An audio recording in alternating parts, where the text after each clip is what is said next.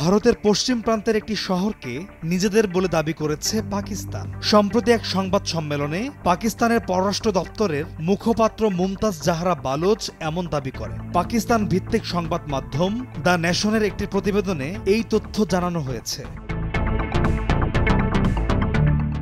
মুমতাজ জাহরা বলেন, ১৯৪৮ সাল থেকে গুজরাটের শহর জুনাগড় দখল করে রেখেছে ভারত। দেশভাগের সময় এটি পাকিস্তানের সঙ্গে যুক্ত হয়েছিল। পাকিস্তান এটিকে ঐতিহাসিক ও আইনি দৃষ্টিকোণ থেকে দেখে। জুনাগড়কে ভারতের অবৈধভাবে দখল করার বিষয়টি জাতিসংঘের সনদ ও আন্তর্জাতিক নিয়মের লঙ্ঘন বলেও মন্তব্য করেন মুমতাজ। জম্মু ও কাশ্মীরকে যেভাবে অবৈধভাবে দখল করে রেখেছে ভারত, ঠিক সেইভাবেই জুনাগড়কেও ভারতের একটি অসমাপ্ত এজেন্ডা হিসেবে বিবেচনা করে পাকিস্তান। এমন মন্তব্য করে মুমতাজ জাহরা বলেন, জুনাগড় নিয়ে এবার শান্তিপূর্ণ সমাধান চান তারা।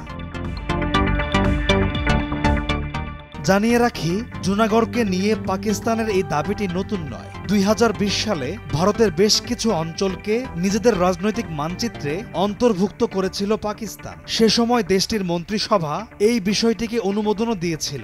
ভারতের অধিকৃত জম্মু ও কাশ্মীর এবং লাদাখের কিছু অংশও পাকিস্তানের সেই মানচিত্রে অন্তর্ভুক্ত হয়েছিল। একই সঙ্গে গুজরাটের জুনাগড় ও মানবগড় শহর সহ সরক্রিক অঞ্চলও পাকিস্তানের অংশ বলে দাবি করা হয়েছিল।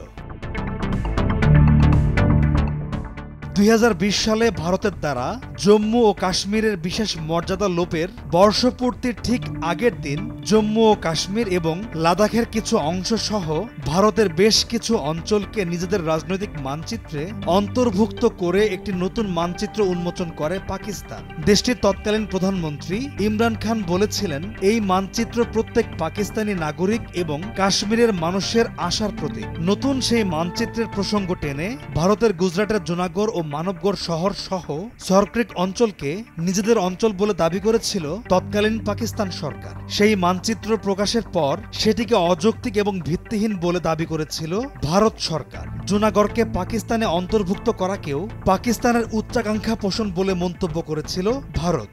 এরপর বিভিন্ন ঘটনা নানা দিকে মোড় নেয়। ক্ষমতা হারান ইমরান খান, গ্রেফতারও হন তিনি।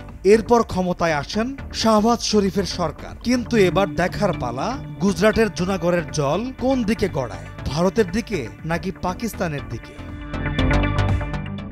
পলাশ খান, নিউজ ডেস্ক, ভোরের কাগজ।